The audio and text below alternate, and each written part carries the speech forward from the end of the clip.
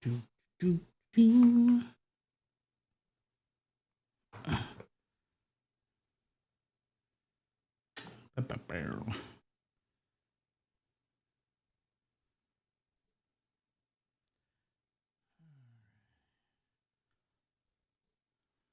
Woohoo. Nice. Right there.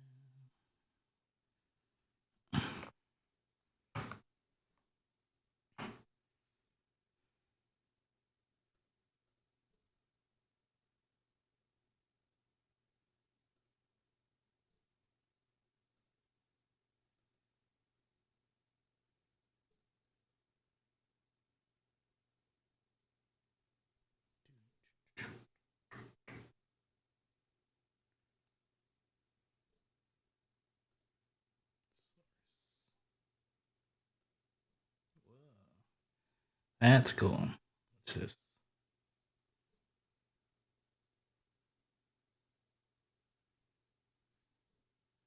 What's up, guys? How's it going?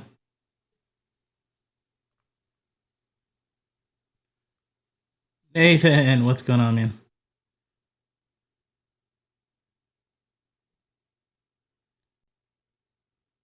Whoa, coming in hot with all these questions. Okay, hold on. Oh, what's this? Hold on. Oh, how do I? Hold on here. Oh, that's cool. I can put background music on. Daniel, thanks, man. Morning from the Philippines. Awesome. Fun fact, I am Filipino. On my mom's side. Let me just put this here so that it's easier for me. Bring this down a little bit there. No idea if you guys can hear that music. I'm using Restream.io to broadcast to a bunch of different places. Salud, mama. My mother-in-law is watching. Great. Okay, let me go back here because I saw a question. Daniel, sorry.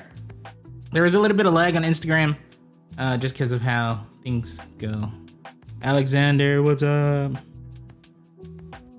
By the way, Alexander ran lights this weekend for us, and I always love when he does lights for us because he makes sure that my video looks good. So I love it a lot. What is something I would say to upcoming production folks? Study. Get your hands on as many videos as you can. Not really plugging my e-course because it's not out yet, but it's coming. But yeah, e-courses, great friends over at Production Online has some great stuff. MXU has some great stuff. I believe the Summit also has some great stuff. So yeah. So yeah, study. Try to get as much as possible. Hold on. Okay, I really gotta stop this music now. It's just I mean, I guess I kind of sound cool. Yeah. So study as much as you can. Try to get as much as possible. Experience, really, that too. Like honestly, for me, I did not go to school for what I'm doing. I just learned through the school of experience. So try to get on with other people, study and shadow people as much as possible. Um, yeah. Let's see here.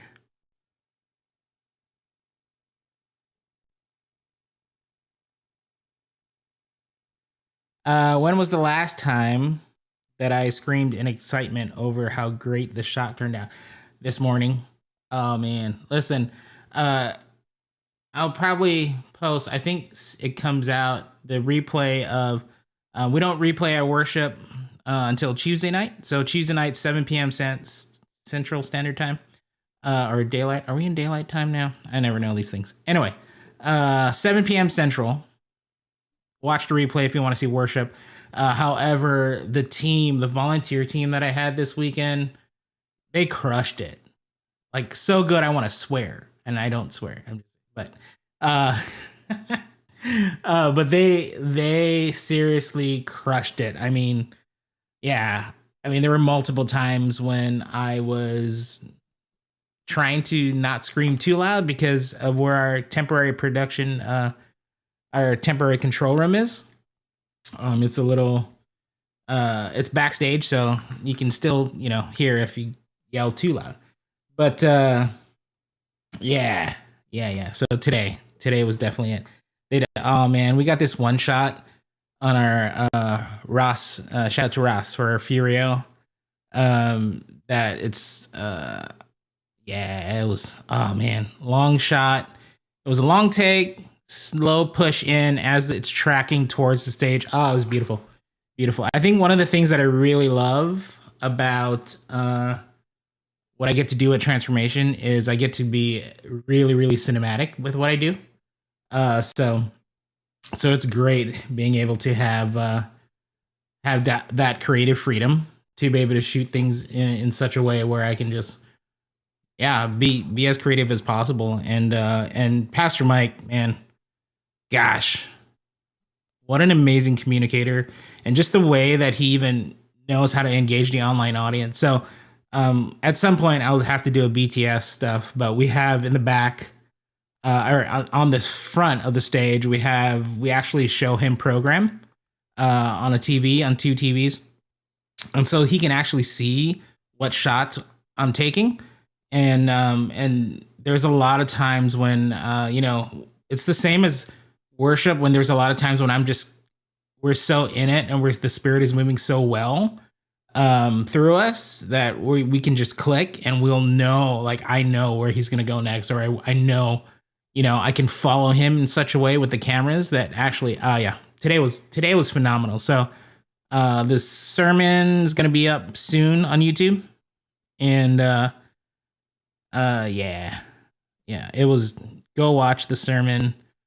And what a great illustration too. And it's a great word, to be honest with you, not just because we make it look good, but the word was phenomenal.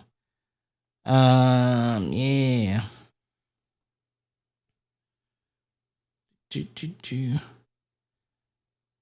Kramer, man, haven't seen you in a minute. Miss you, man.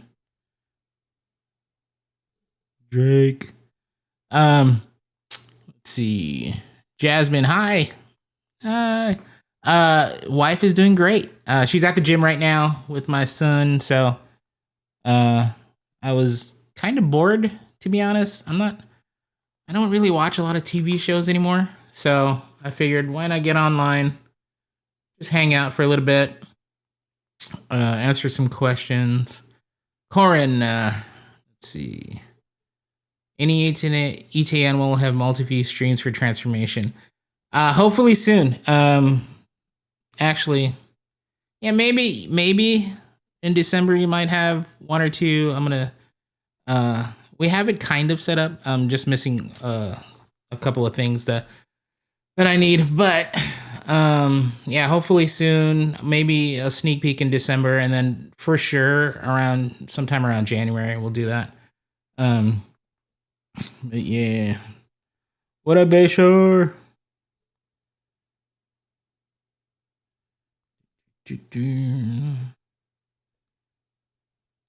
Yeah, so I'm just hanging out, guys. Ask questions, and then I'll answer them as much as possible. Yeah.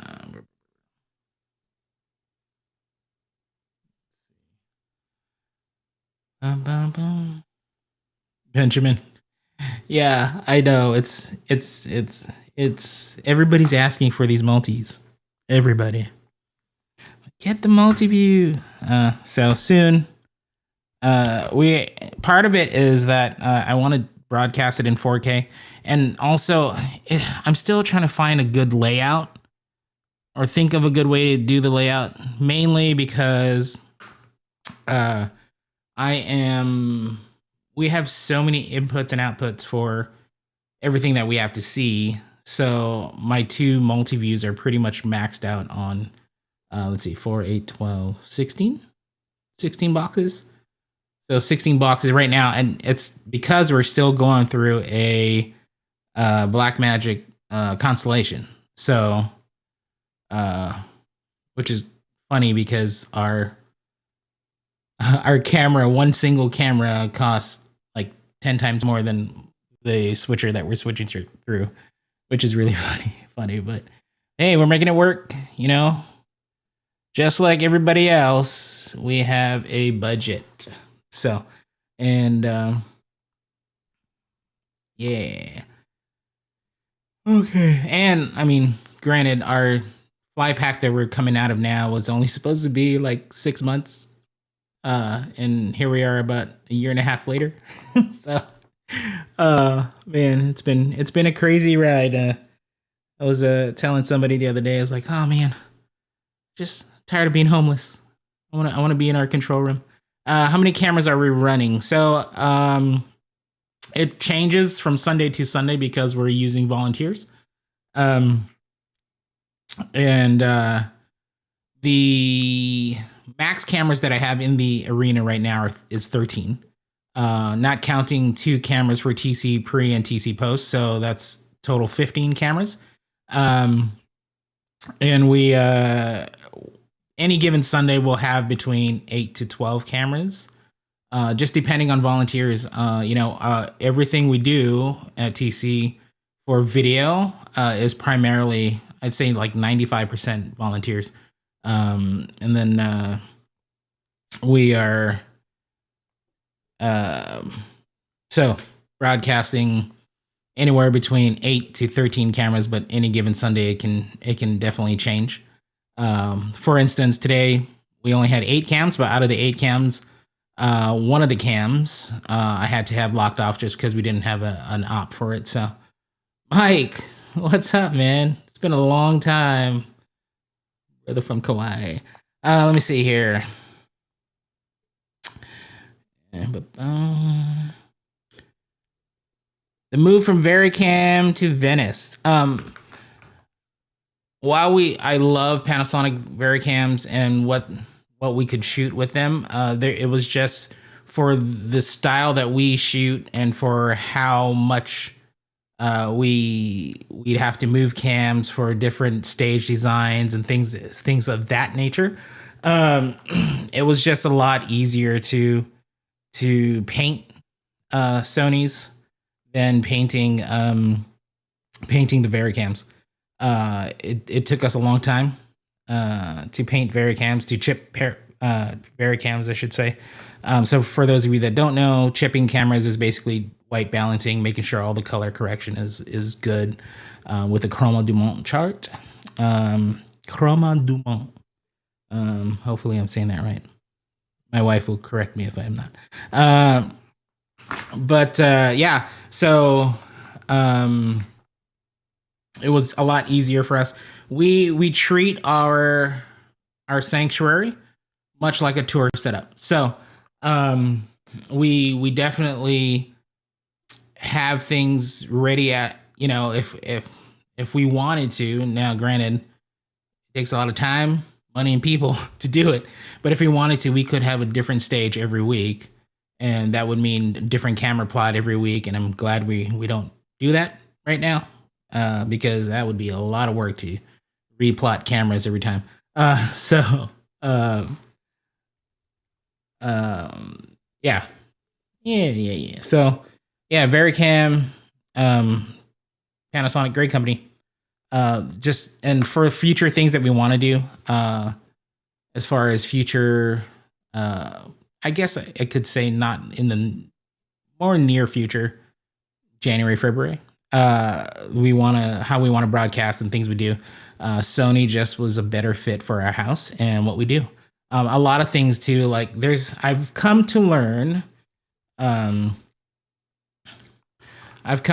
that I've had to adapt the way not just the way we shoot things at Transformation, but also the gear I use. Like I could be great. It could be great using this certain gear at Bethel, but if I try to use it at Transformation, it just doesn't work. It's just not a good fit. So, I've had to adapt and see what kind of gear is out there that would actually work better for our house. I'm a little tired, so if I'm slurring my words, because I'm tired mostly. I've been up since 3 a.m. It's TC stage setup, more in the touring style. Oh yeah, I pretty much just yeah. Our whole setup's pretty much touring style. Right now the LED walls held up by duct tape and dreams. I'm just kidding. Our LED wall is held up by a ground support system. But yeah, our goal is to have it set up more like a touring style. So if we wanted to change stuff around, we could. Yeah. So that's that one. Marco, I don't know if you're still on here, but hi. Cool. What would be the approach if I had a multi-campus church broadcasts from one main hub or broadcast from all? That's a hard one to answer. That's really more something you'd have to talk to your leadership with and just come up with a plan. I personally would prefer the model of Life Church. So, they have their own live worship band and things like that. And Elevation does it as well, live worship, all that stuff. And then you pipe in the senior pastor. Yeah. That's just, it's funny because that changed too. Like I used to be like, man, I don't think I'd ever be able to like go to a church where it's like a satellite church or a campus and, the pastor's piped in. And, but that's changed for me mainly because I think of how I film it. So it's still engaging and things like that. So, and I mean, honestly, come on. I mean, Pastor Mike, gosh, I said it earlier, like just a phenomenal communicator. Yeah, phenomenal. I mean, it's not just he's definitely got the gift, but the anointing, like, yeah, it's crazy. It's really fun. It's fun to be able to work with him on Sundays. Let's see. How did you do the multiple camera angles on the LED wall? Oh, or are you talking about worship today? If you are, that's through D3 to our Disguise server. So we have Disguise on the LED, and then they built out. Basically, we send them. Gosh, if Tyler's ever watching this or watching this back, he's gonna scream at me in a nice way. But I think it's like 4, 5, 6 different feeds that we send to the Disguise server, and they're able to pull that up and basically create a whole LED layout. I think you can even do it on the fly. I'm not much of a D3 expert, a Disguise expert, or even honestly not even no voice. But yeah.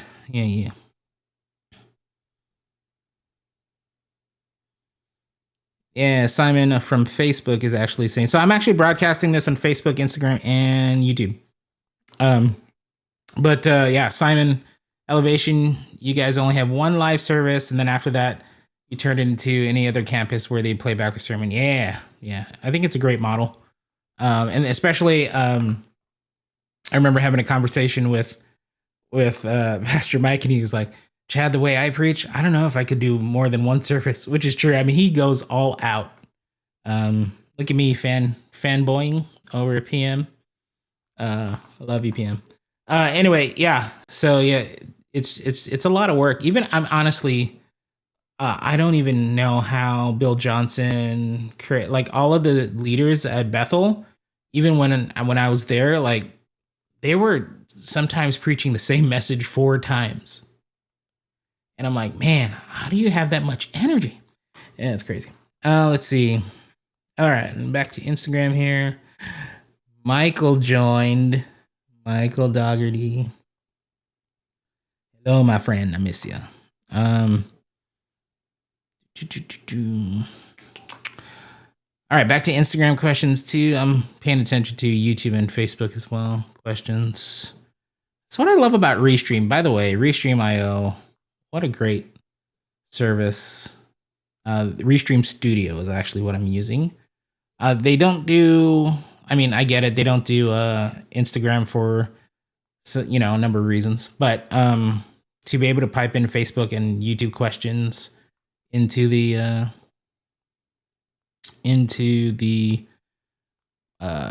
editor, or guess technically a multiviewer, is awesome. How do you maintain a healthy team while having high expectations of the end product? Um, Lots and lots of fear. I'm just kidding. I'm just kidding. So yeah, how do you maintain a healthy team while having a high expectations? Um, it's I think the easiest way to answer that is to treat them like family. Treat them like a good family, like a good lead as a good father. Um, I should say. So, uh, my team, especially some of the volunteers, they've never even been on a camera before. They've never even ran, any type of media thing before, and so I'm constantly teaching them, and we're having to teach them during service a lot of times. And so, if there's a mistake, I'm never going to go on there and be like, "Oh, what's wrong with you? Get it together," or say anything bad, or even honestly, even the tone of our voice. Or I remember I was on the Jib once back in the day when I was a camera op, and I was totally just enjoying worshiping God, and just being, just being in that moment, just honestly worshiping first and capturing second. And I thought I was getting some dope shots, some really killer shots. And hold on, and so I thought I was getting some crazy good shots, and turns out I was not. Or I mean, turns out even though I was, my whoever the person, I can't remember who was directing, but the director basically let out a sigh when he was like, "All right, coming to camera, whatever." I think it was 6. I can't remember. And he took my shot, and I was like, ugh, and I heard over a comm, ugh. And immediately it took me out of my worship, and then now I was trying to impress the director, and the rest of the night was just trash for me. Like, I couldn't get a good shot, I couldn't do all this stuff. Then I sat down, and I was just like bummed at myself, and just totally just like honestly just beating myself up. And I I heard God say, "There's nobody to impress, Chad. I'm already impressed with you." And when I started to direct, that was a constant reminder in my mind and my heart. And so that's why I'm always encouraging when I'm on comms. Every time I can, I encourage. And then obviously, like a good father, you're still going to bring correction with certain things. But for the most part, I am focused on them first and making sure that they're good, and that their hearts are good, and that they're happy, and all of that stuff. And the biggest thing is I let them fail. I let them, if they're making a move and it's starting to go out of focus, or it starts to kind of, if it's on the jib and it starts to the pan is not following the arm, and it's kind of, you can see it like going downhill. I let it happen. I let them adjust live, and then if they don't adjust, then I'll cut to, if they can't get it right away, I'll cut to somebody else. And then at the same time, I'm just encouraging them like, "Hey, no problem, don't worry about it." So it's a safe place to fail, even though we're live, which is also great too, because it comes down from the top, that it's all right. Like, this is part of the reason why we do ISO recordings. I record pretty much every camera individually, so that if we have to fix something, we can go back and fix something. Now, after enough repetitions with the team and training and practicing, they'll get to a point where you don't really need ISOs at all. So within that, I'm just allowing them to fail, if or allowing them to make mistakes, and it's completely fine with me. Now, all that said, there is definitely a standard that I want them to hit. So if I'm asking for something and I'm asking for it over and over and over again, um, and it's somebody that's always on a Sunday, or they've been on multiple times and they've had practice, then we're gonna try to help them and try to get them to see what I'm trying to see and how the shot that I need from them, and try as much as I can. And if that can't happen after I mean, we're talking like months now. I'm not talking like a couple of Sundays. Like they'll have to be not getting it for at least 8 to 12 months.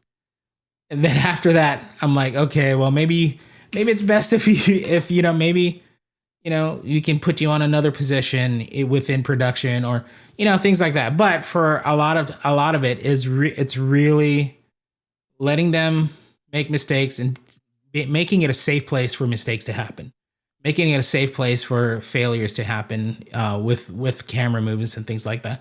But also keeping up a standard. There's a certain standard that we want to hit.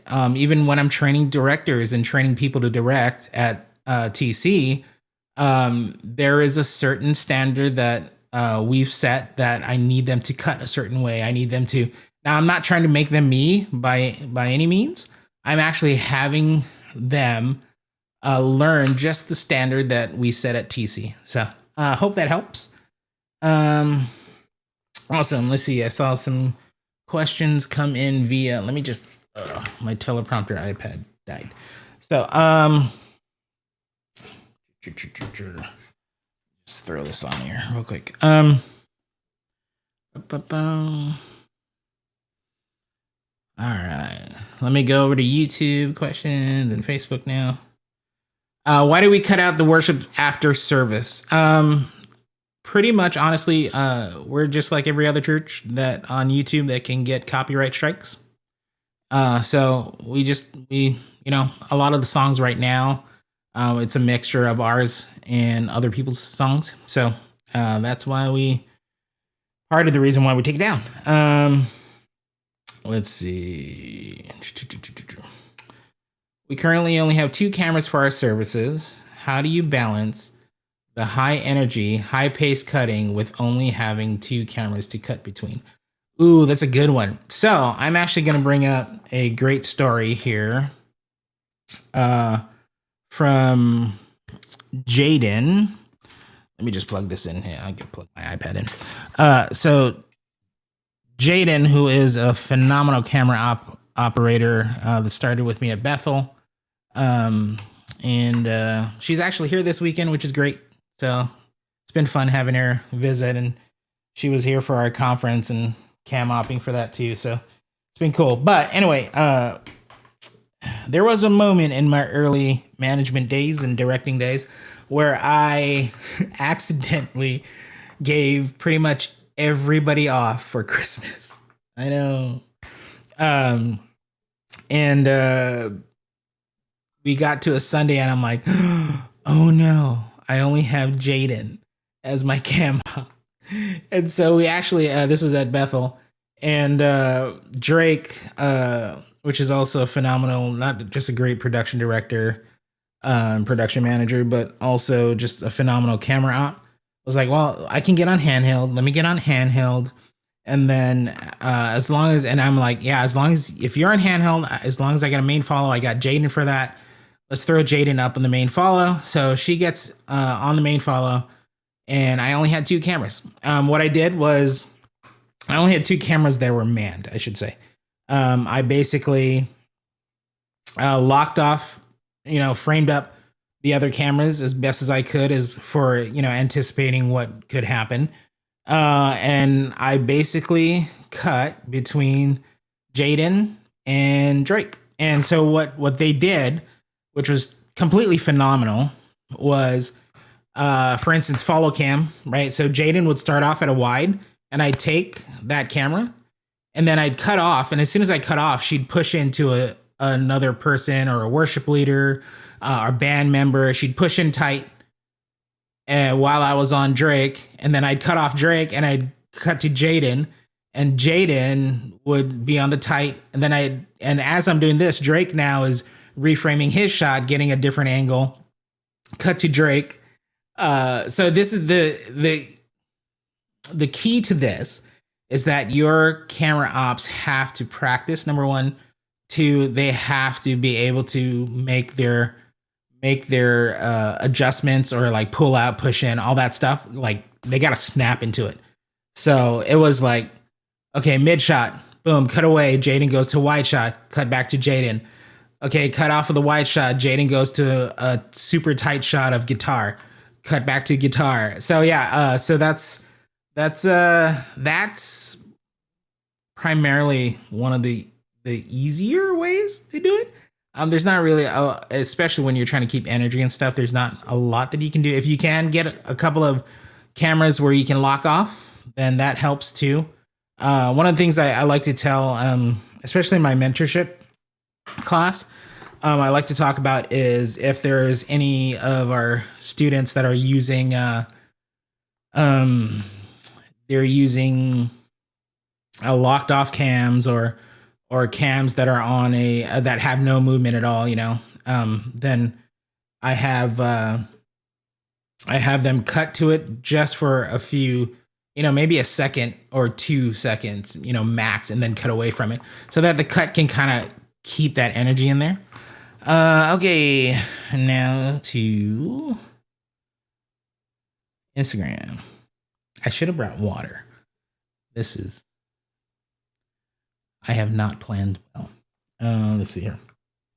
So, how was it like when you started out in video production, like my experience? So I actually started out as a web designer for the church, graphics and web designer, and happened to fall into editing because our editor at the church left and they needed somebody to edit. And so the media director at the time asked me if I was interested, and I was like, yeah, sure, why not? And that's how I fell into the whole media world. I learned as much as I could. And then I went to a production house in Las Vegas. And there I learned most of my studio stuff. We did like Entertainment Tonight style shows. And we did a bunch of commercials for pretty much every major casino in Las Vegas. So that's where I learned After Effects. I was their lead editor, but at the same time, I'd go into the studio and watch how the gaffers and DPs and the grips and the directors would all work, and I would ask questions. Oh my gosh, listen, a little segue into this. Asking questions is probably the easiest way that I can train somebody. Like that's how I learned. I just asked as many questions as possible. Like even if it sounded stupid, like hey, what's this thing called with the 3 legs that oh, that's a C-stand. Okay, C-stand. What's a C-stand? Things like that. So asking questions. Yeah. What's up, everybody? Okay, let's see. Simon, what advice would you give to church that broadcasts online and does IMAG, but their style of worship cutting is much older style, fades, pushes, racking, but they want to transition to the modern style of worship like cutting? How would you go about making that change and training the ops? Show them examples. First, it goes to your leadership. So if this is coming from your leadership, then great, awesome. Move forward. If it's you guys wanting to push this and go to your, like, hey, I really feel like we should be streaming like this. Talk to your leadership, schedule meetings, talk to them, show them examples like, hey, we really want it to look like this. We really feel that we could engage our online audience more if we did these types of shots or movement, cuts, all that stuff, right? Now, if your leadership's on board with it, then you move on to phase 2, which is showing the exact same thing to your team, showing them over and over and over again, sending out stuff. Hey, have you seen this clip from, Bethel, Transformation, Elevation, whatever style you guys are wanting to pick up. And so if you guys sorry, hold on here. Oop. So whatever style you guys want to pick up, show examples. And then just start practicing. I would actually start giving away all my secrets from the mentorship here. I would actually start by scheduling a time when the worship band is rehearsing, and then bringing your team there, and then start practicing on the worship team while they're rehearsing. Wow, I am tired. Yeah, so there is that. But yeah, it all comes down to leadership as well. Make sure your leadership, knows. Let's see. I've had a few churches reach out with that, but I'm struggling to help in a practical way. I got you, Simon. Yeah, it really does. Like, one of the things, like when Drake, Jesse, and I wanted to change things up at Bethel and do the more cinematic style of broadcasting, it was a lot of meetings and a lot of, this is a good thing, a lot of meetings and a lot of going back and forth with leadership. So we do the style, right? We little shaky cam movement, all this stuff, cinema verte on the sticks, and faster jib movements, all this stuff. And we'd go back on Monday and, hey, leadership said it was a little bit too much. Okay, let's draw it back about 10%. Okay, they said it was still too much. Okay, another 10, and we found that happy medium. Oh, they actually loved it. They thought it was, at one point, I think it even got to the where like, oh, we actually want more movement, so we kind of dialed it up again. So yeah, talking to them. Any more Instagram questions? Let's see. It's funny because Restream.io puts my name there. I honestly don't know how to take my name off of because you guys are watching Chad Vegas on the Chad Vegas Instagram and stuff. So why would my name be there? Let me see here. All right. What encoding method do you recommend for a church to get the highest possible HD quality? Man, if you're sticking with just HD, and you need if your upload speeds aren't that great, your internet isn't that stable or that great, definitely Resi. They've been phenomenal. They do cap their encoding bandwidth. No, what's the word? I'm like bitrate. For YouTube and stuff, so you'll get a decent quality, pretty good quality. But yeah, I think they do a 4K box now? I can't remember. So Resi, High Vision. I know High Vision for sure does 4K boxes. I don't know if, what was the other one? Boxercast? I can't remember the other one. There's a few out there, but yeah, I'd say one that works for you guys the best. But I mean, we use Resi right now. So it's been great for us. I mean, there's been times when the internet's gone down and Resi just buffers in the background. As soon as our internet comes up, the stream starts where it left off on YouTube. So it's been great.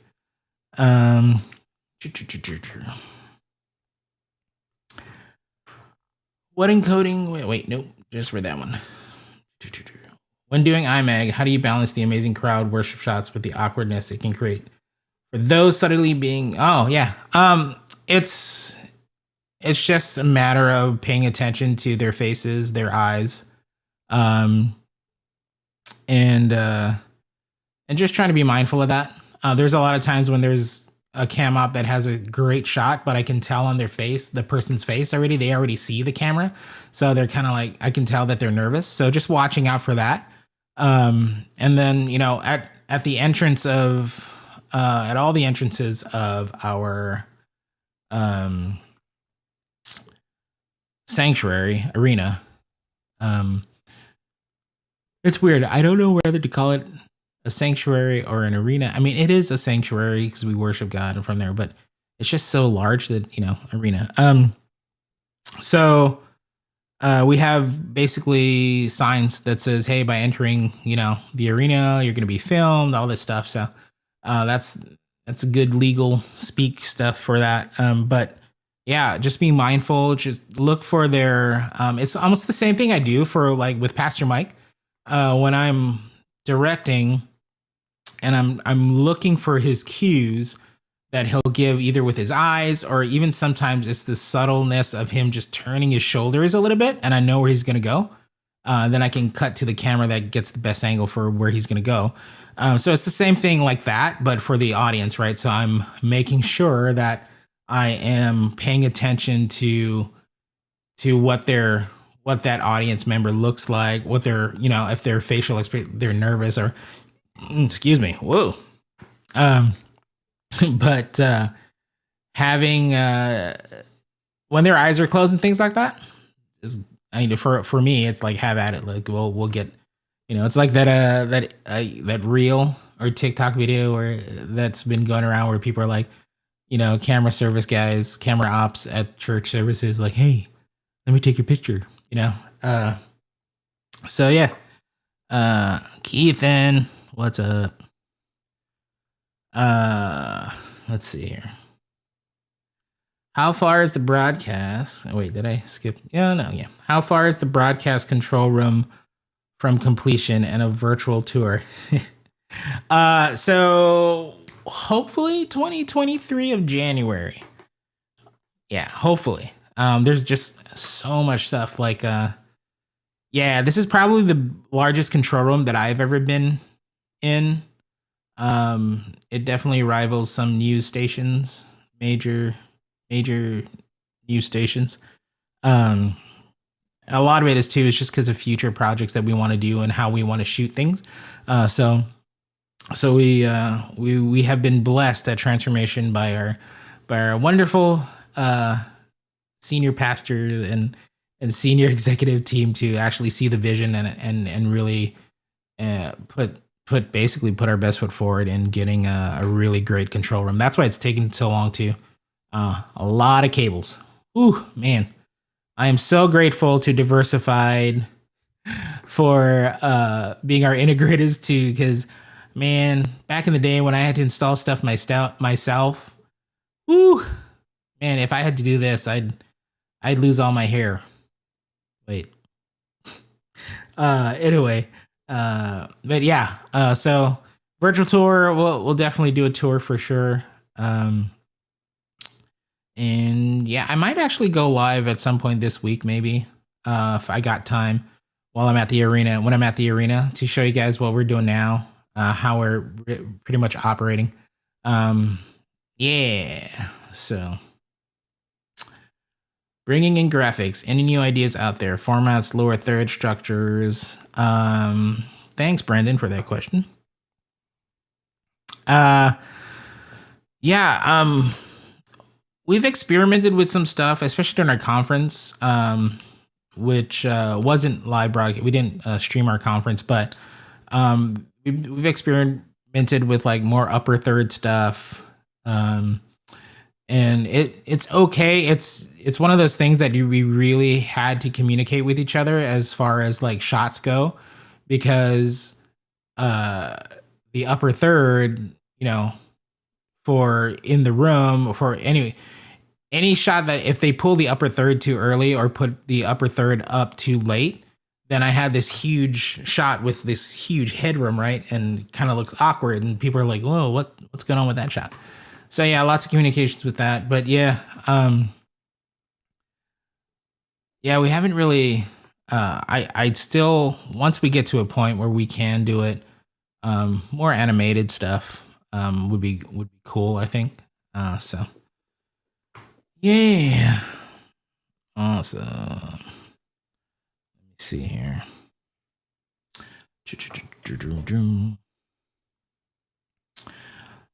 Oh, let me see. I am.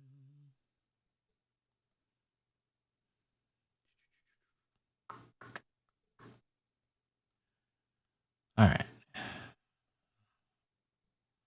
Sorry, I'm just making some adjustments here. I'm trying to.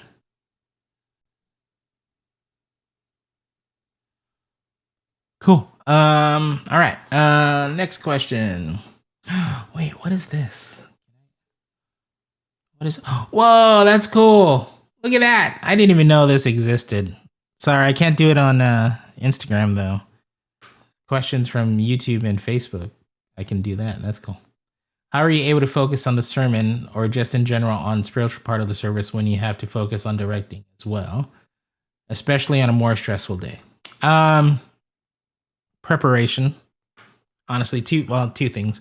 Preparation. So, uh my Sunday looks like this. I'll go to Saturdays are Sabbath days for the entire staff. So we don't work.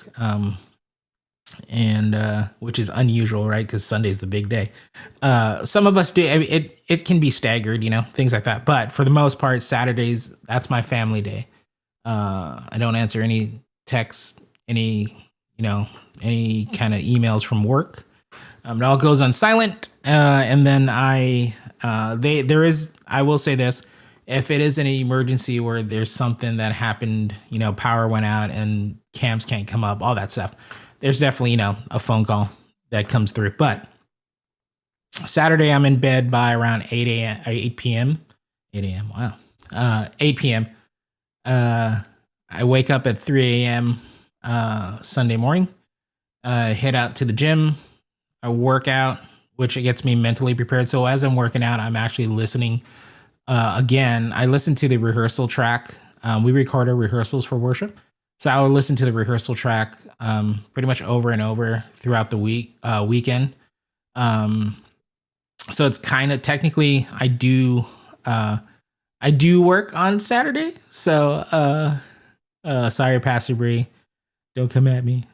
But I do listen to the worship just to get an idea of what the band's going to be doing, how the vocalists are going to be singing. So anyway, back to working out. I get into the gym by 4 a.m.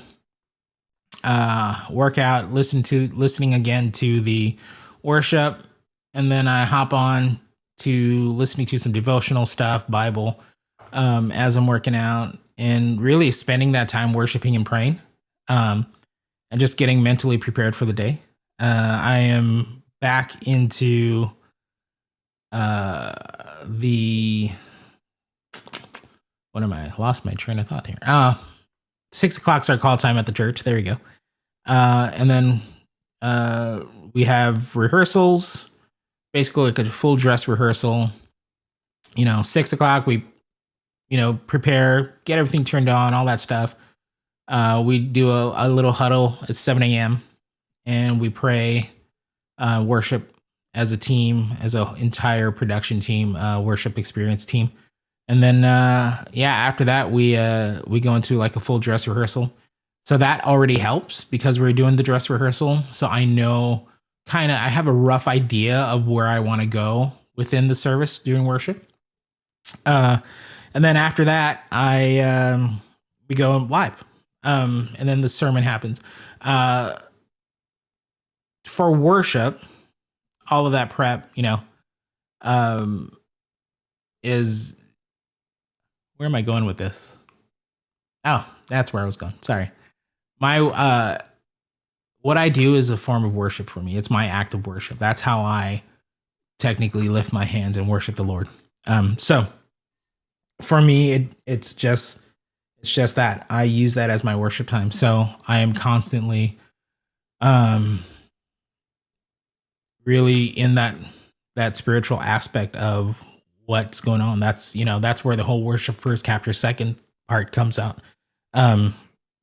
But for the sermon as well, there's preparation in the sermon. So Pastor Mike or whoever's preaching that Sunday will actually come down for a little bit to the stage, and we'll just run over, if they have a sermon illustration, all that stuff. We'll just run through a rough general idea of what it's gonna, look like. So knowing all that ahead of time actually helps me to really focus on everything that I need to focus on, but yet still being grounded. And there's a lot of times our volunteers and our cam ops can tell you there's a lot of times where I'm speaking in tongues as I'm directing during Pastor Mike's sermons, Pastor Travel's sermons, all of whoever's speaking. There's a lot of times when I'm actually just engaging in worship as I am, in prayer and worship as I am directing the sermon, especially.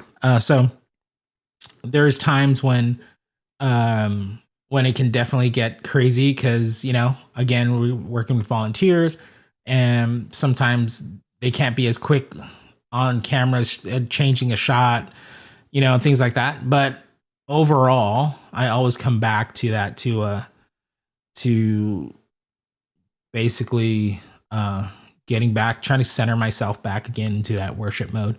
Um, yeah. Stressful days. So all of that to say, it helps.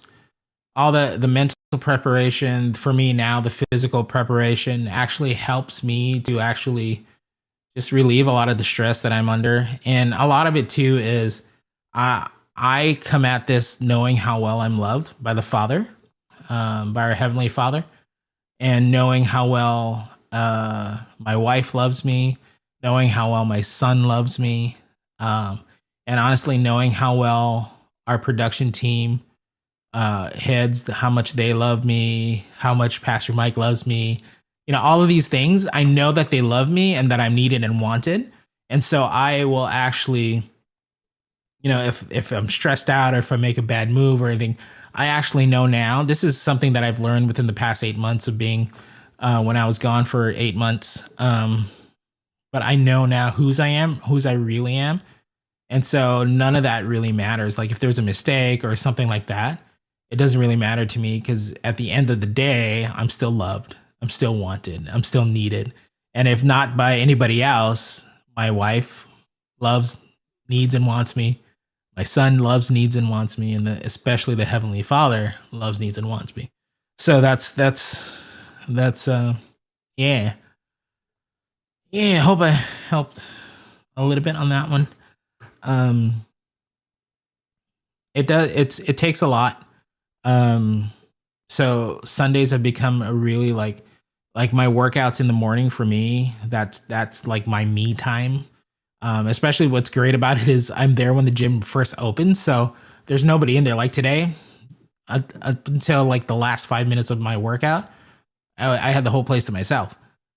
So I'm there and I'm lifting my hands up, worshiping and just and praying and all that stuff for the day and things like that. So it really helps me to really just to center myself. Yeah, Joe, I don't know if you're still on here. Miss you, man. I gotta get you to come up here and help us out one of these days. How do I make video? Thanks, Joe. So I miss you. I miss you. Let me see here.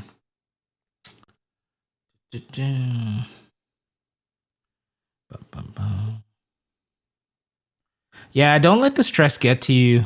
Like find ways that you can do. So there's a difference between something I learned too is like there's a difference between escapism and release. So what does that mean? There were times that I would be so hard on myself and so stressed out from having a rough day at work or a rough time during a sermon, worship just didn't go the way I wanted it to. Excuse me. So it just didn't go the way I wanted it to. So it was and I'd come home, beat myself up, and I'd wanted to escape. So I'd play a video game, or I would, throw myself back into working, by looking at other streams, looking at, other, what are they doing for the Coldplay or, Adele, like, what shots are they doing? How are they directing it? Things like that. And that would be escape. I would actually use that as an escape. And I knew it was an escape because I would be neglecting my family. I just wanted to be I just need my me time, right?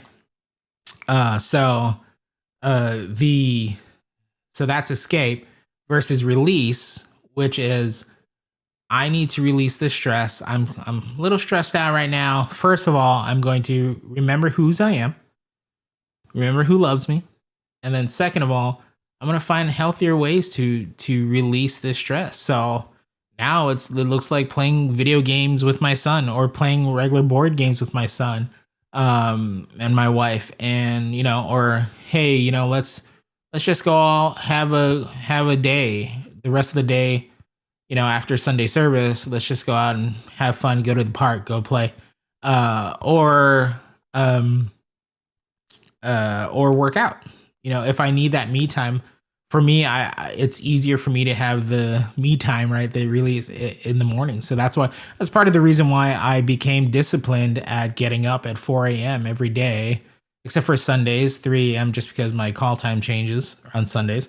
So I get up and go to the gym, and I've worked on that for months now because I've realized that without that, I actually become distant. I distance myself from my family because I'm trying to escape. So yeah. Yeah. Okay. Ooh, you too. Would you consider augmented reality for PM servants? I want to. Yeah. Yeah. It's in the works. We got some stuff that we're future planning. I can't say when because I don't know when, but but yeah, we definitely got some plans. The beauty about being a transformation is that we're free to be creative and experiment. And if it doesn't work. We go back to the drawing board, and if we wanted to make it work and figure out how to make it work, or we like, yeah, that didn't work. Let's not do that again. So yeah, augmented reality stuff. Yeah, that'd be really cool. Shout out to all my friends over at Life Church that they did that with Pastor Craig. It was a spider or something like that.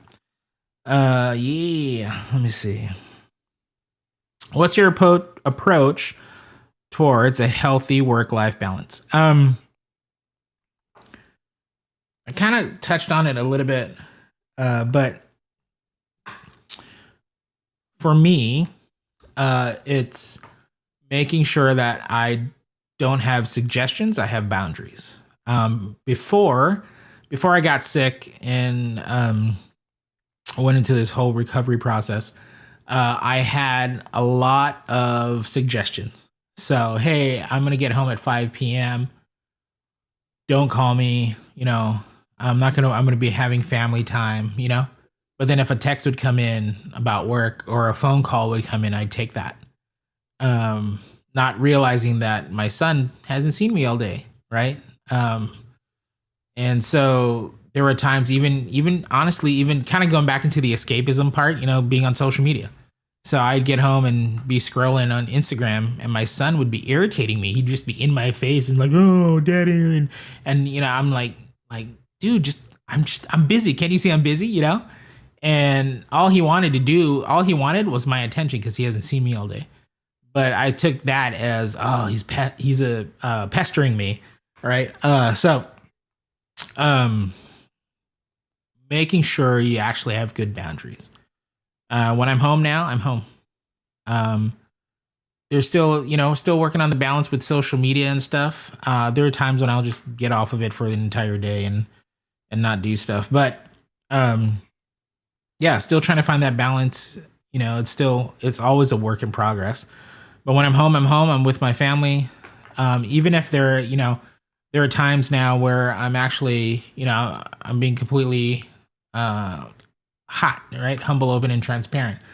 There are times now that I'm going to be working on, getting the mentorship up in my e-course, because so many people have asked for that. So as I work on that, I still have a boundary with myself. 8 p.m. comes, everything's getting shut off, and I'm spending the rest of the night with my family. And so, or 7 p.m., 8 p.m., around there. But yeah, it's making sure that you're disciplined in your boundaries and and following through with all that and making time for your family, making time as much time as you can with the family, and making sure that honestly they do come first. Like I am blessed to be at Transformation and on staff at Transformation where they really are true to their word that family comes first, and it's such a blessing that I don't take for granted. Um, so having that in my back pocket as well, it's like, man, like it just helps invigorate me and to be a better person and to stick with my boundaries, stick with, you know, stick with the things that I have to do during my day job, and then my night job is just loving on my family and being with my family, connecting. That's another big thing is like connecting with my wife, having connection times in the bedroom. I'm just kidding. But connecting with my wife, you know, asking her questions, how was your day? What can I do for you? Is there anything that you need? Do you need me to wash the dishes? Do you need, and honestly, not even asking, but actually being mindful now. There are times, which is great too. Pastor Mike hit this on his sermon too, and I was like, yeah, I get it. Uh, Today's sermon, but there are times when I actually would um come home after a long day work, sit on the couch, watch TV, escapism, right? And see like a mess in the house, but I'm like, oh, I'm a good provider for my family, and that's my job. I'm just a provider. My wife's job is to clean up and do all this stuff, so she'll get to it eventually. And all this time, not realizing that I was distancing myself from my wife because she needed my help, and I didn't recognize that. So even now, as I come home, if there's a mess that needs to be cleaned, I'm actively like looking around. Oh, hey, I'm gonna help her out with this. I'm just gonna clean this up. I'm gonna do this for her. I'll ask her, hey, do you need me to do anything? Do you need me to grab something, pick up something? Do you need, all that stuff. Um, so that's how that being connected with her in all those ways actually helps with my work life balance. Hopefully, I added that. What's good there? Josh, what's up? Long time no see, man. Let me see here. Oh.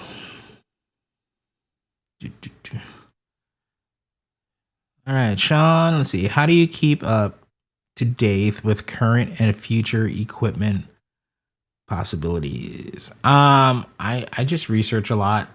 Like it's the nerd in me. I'm constantly, you know, part of having an audience too, it helps because people will send me stuff. I'm like, oh, that's actually nice.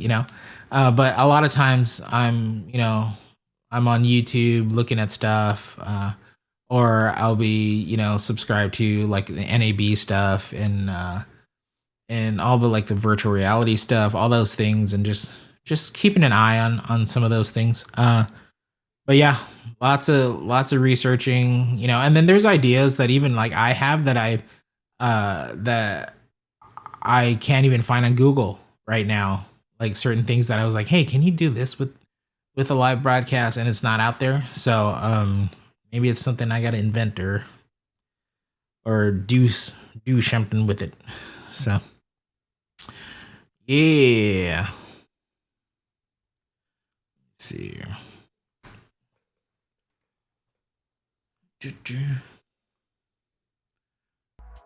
Ah.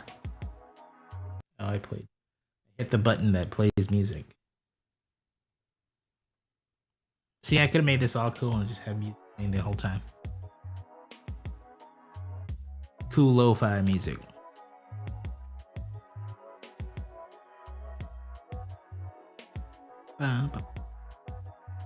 Yeah, that's just weird. I can't talk like that. Just sound like that.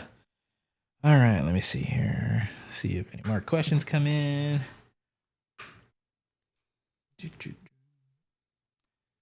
Ah. Uh. Any tips on how to balance excellence and grace? How to give straightforward feedback without being too strict? Um, yeah, the so there's a it's kind of like I kind of touched on it earlier, but you there's always a standard. You want to keep a standard at all times, right? And that standard looks like hitting the mark, excellence. Uh, so you always want to keep that standard, but at the same time, you don't, you know, allow them to fail. If they do, laugh it off, brush it off, move on. Allow them to make mistakes. If they do, laugh it off, brush it off, move on. Um, I found that this helps foster a really great culture of them being free to be themselves and not try to perform for you. And instead, it really helps open up their creativity. So, yeah, and the strict part, honestly, it kind of goes, come at them as a loving father, loving mother, you know, um, and you can always bring correction in a non-compassionate way. What's wrong with you? Get it together. Like, come on. You've done this so many times before. How come you're not getting it? Or a compassionate method, you know? Hey, I understand that I see that you're not actually getting what I'm trying to tell you. Is there anything that I can do to help you understand what I kind of want? Um and it could be that they had a bad day. They had a fight with their husband or they had a fight with their wife before coming into church. The kid was just being crazy and didn't listen all morning, and and they were frustrated and all that stuff. So, uh, yeah, but there's always a standard. So try to bring them up to that standard as much as possible. And yeah, you don't have to go after perfection. I mean, that's why the biggest thing that I always talk about, right, is excellence is kingdom, perfection is religion. And I, for one, absolutely disdain religion. So, uh, yeah, Paul on the old Instagrams, Paul. Paul, our audio director, is asking me, how do I make my mic sound so good? There's a preset that I bought from Paul. I'm just kidding. He does. I don't know. Do you sell presets, Paul? You should. You should. Uh, that's funny. I'm actually to be serious though, because I know somebody DM'd me a few weeks back about the last, or was it a few weeks or a week back? The last stream I did. So I got a Rodecaster Pro that has some built-in preamps and some what is it called? See, I'm not an audio guy, so let me see. Some preamps and some audio processing. Look at that. Look, I can do your job, Paul. But yeah, there's like a high pass filter, a noise gate, de-esser, compressor, and they're Apex. If it's Apex, I don't know why they put an H in it. Anyway, Rodecaster Pro. It's a really great machine. Got it a long time ago when I first started doing my mentorships. Paul uses the Lord's presets. That's the best answer ever. That's why I love working with you, Paul, and I love you. Um, yeah, and then my mic's a SM7B. Is that what you guys call it? What do you call it? SM7B. So, really great podcast mic and vocal mic. Really warm, really warm. So that's cool. Shorty, that's great. Uh, Chad has waves built into his voice. Yeah, I have a waves rack. That's why I got this belly. I know I lost a lot of it, but that was just extra cabling that I had to fix, and so but I got a waves rack unit in my belly. Uh, gonna be on here for just a little bit more. Any last questions? Any last questions? Whoa, I can do tickers too. This is cool. Restream.io, guys, look into that. If you guys like an well, I don't know if you could bring this into a switcher. I don't think there's like an program out or anything that you could do yet. That's kind of cool.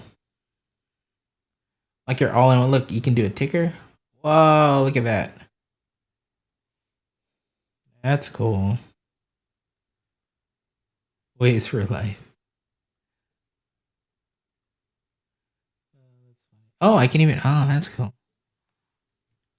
Do this.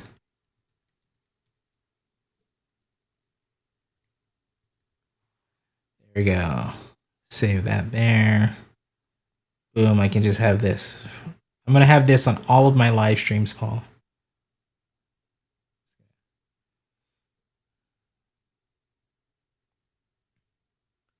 Just have that going the entire time. So, awesome. I've used Restream.io at the television network I work at. Oh, that's cool. Wow.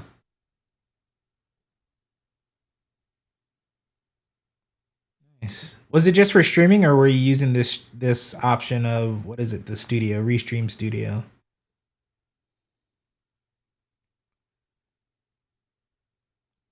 I also wish there was a way to actually like. I mean, I know it's technically getting recorded on everything else, but to actually have like recording on the old hard drives, so you can have like an actual good version of it. Awesome. Cool.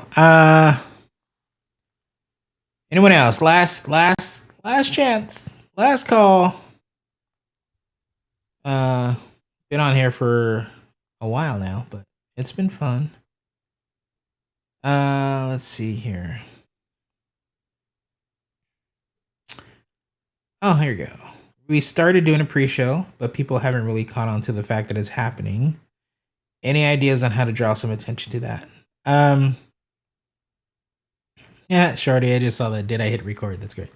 Uh, so, uh, marketing, promotion, let them know you guys have a pre-show. So on social media, especially all of that stuff, even announce it like on Sundays, like, hey, if you missed it earlier, we actually started doing a pre-show.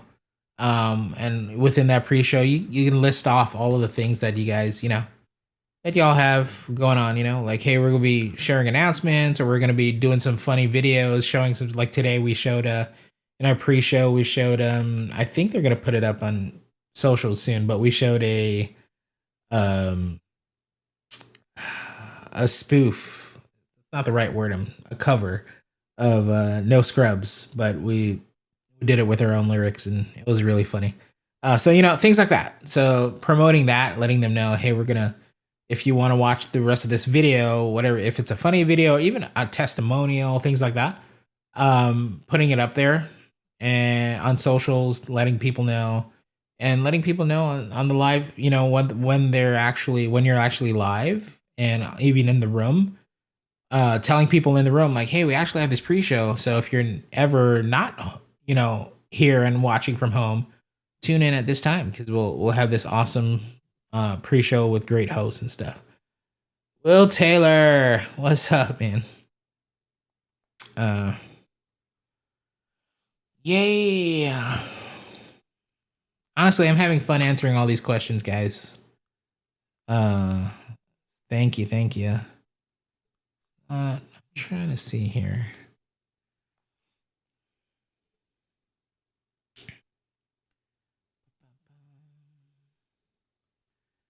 Brand folder. Ooh, share screen. Wow, I can share a window. Cozy said we used to have it record episodes with remote guests. Then we used Lightcast. Oh, that's cool. Huh. I like that. I haven't heard of Lightcast in a long time though. Wow. That's it's been a minute. Oh, this is kind of cool. I can share. Can even do screen shares on this. I wonder how. Wow.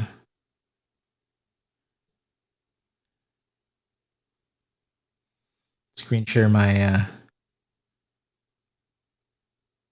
back end of. Oh, that's how it comes in. Can I do full screen? Wow. Oh, wow. Whoa. I guess that's. Oh, that's kind of cool. Do that. These are some cool presets. I just did that one, didn't I? How do I? Can I take this one full screen? Do I just turn my?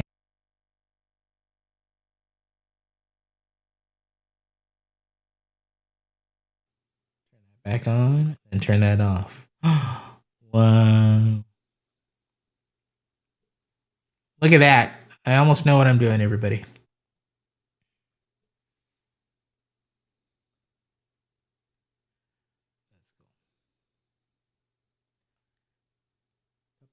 All right, y'all. Infinite Chad. Oh, thanks, Shorty. Michael Short, by the way, if you guys are on Instagram, Michael Short is he's like our do-it-all guy. He knows he's the key master. He knows all and is all. He's probably omnipotent, to be honest with you. Because he's always everywhere. Whenever I need him, he's usually stuck in a roof somewhere running SDI cables. So, but he's always around. But yeah, he's an amazing guy. Takes care of all the comms, which is, oh man. Listen, okay. So I think I might have to do a BTS thing for everybody sometime this week, just to show you our comm setup. Uh yeah, we got a lot of channels. We got a lot of comms going on. Which is great in some aspects, and then also crazy in other aspects. So a lot of people, what a lot of people don't know is, as I'm directing, so as I'm going camera 1, 6, coming to 5, as I'm doing that, I'm actually still listening to the producers.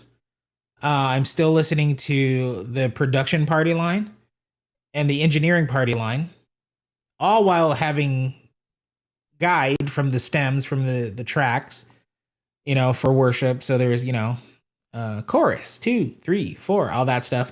I have the click in there just for timing, and I have what else do I have? Once in a while, I'll pop the MD on. So I can get the music director's mic just to hear kind of, especially when Pastor Mike gets up there and they start flowing more, I can kind of gauge where they're going, whether they're going to pick the song back up or go to a different song. So yeah, so I'm actually listening to all of that on the program feed, the program mix audio. I'm listening to all of that while directing. So it can get crazy sometimes because I'm literally going like 2, coming to 5, and I hear Shorty for Keithan. Yeah, can we get that fixed? Yes, as I'm calling out. So it's something that I've had to learn. We didn't really have that at Bethel, so here I've actually had to learn how to really compartmentalize everything, so that I can kind of get a gauge. And it is helpful, right? Today our live stream actually went down for a little bit, and I knew that it went down, so I was able to even kind of shoot in such a way where I know that it could help if we had to re-edit some of the stuff, that the editors could actually, it'd be easier for them to edit. So yeah. So let me see. Oh, more questions. Awesome. What kind of screen was it that Transformation used to have? It was almost like a giant curved monitor. How could I start? It was an LED screen. I don't know exactly the make and model of it. But it was a fairly small pitch. I want to say maybe 3 3.4. I don't know, maybe. Again, I'm a video guy, so Shorty might be able to answer that. I don't even Shorty, were you here when we had the U? I don't remember.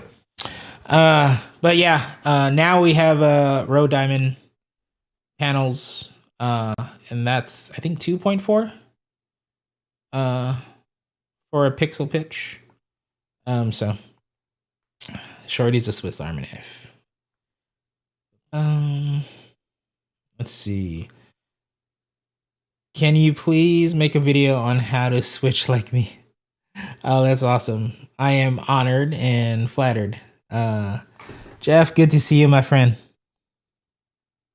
Uh yeah, honestly, um I know that it's partial experience, but I do have I I will admit, because my wife says I never really do admit it, but I do have a gift for the way I cut. Um, it's mainly because I'm a musician. I grew up as a drummer, uh, and throughout my years of Bible college and things like that, I was a worship leader. So having all of that experience in that end, I just want the people to feel how I feel, and so that's the way I cut. Uh, and for me, that's an act of worship, like I was talking about earlier. So yeah, um, if you want practical ways, I would say really study music. If you're not a musician, study music, study other directors as well. Pull from them, and then yeah, try. It's the same thing I do with my mentorship. Is I'm not out there to make more of Chad Vegas. I just need them to have a standard. This is the Chad Vegas standard, and then be yourselves within that. But there are just certain like one or two things that I give them that are like the Chad Vegas standard. Or even when I'm training directors at the church, it's the Transformation Church standard. Because even honestly, my standard isn't the same as Transformation Church's standard. So that's another, I guess, good lesson to know.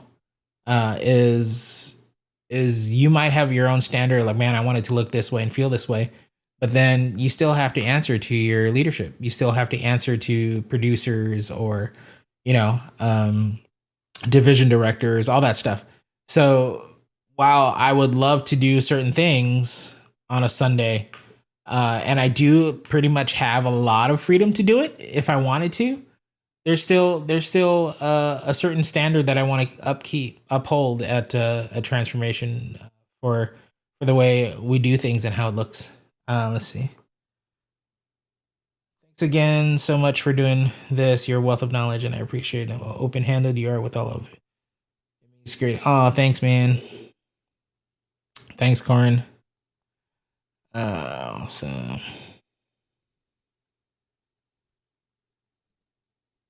it was Row Carbon Black. There you go, Shorty. Shorty answered that. 3.6 pitch, pixel pitch, Row Carbon.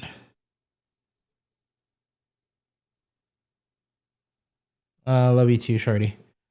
Um, yeah, I don't know. My wife's not home yet, so I might just stay on here for a little bit longer. Let's see.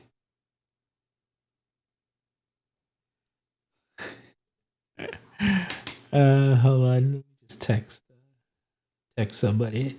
That's great.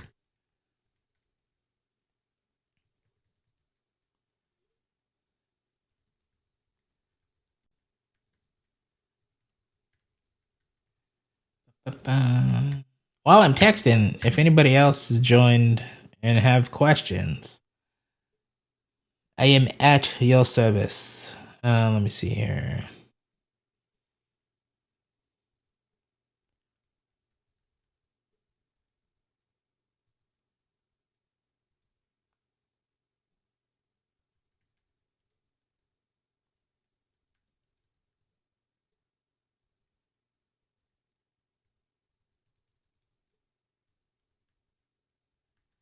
Um, Eero? How do you spell Eero? You know that wife? Eero. see here. Go into the server clause.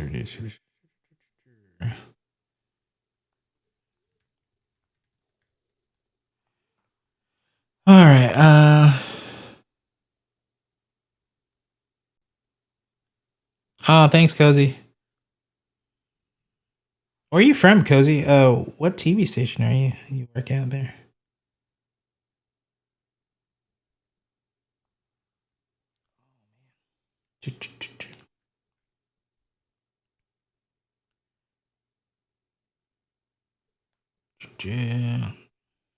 Awesome. Oh, here's a question.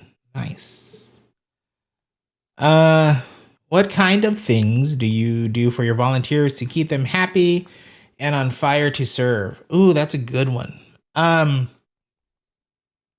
so through experience, I've learned that uh, you have to treat them like staff.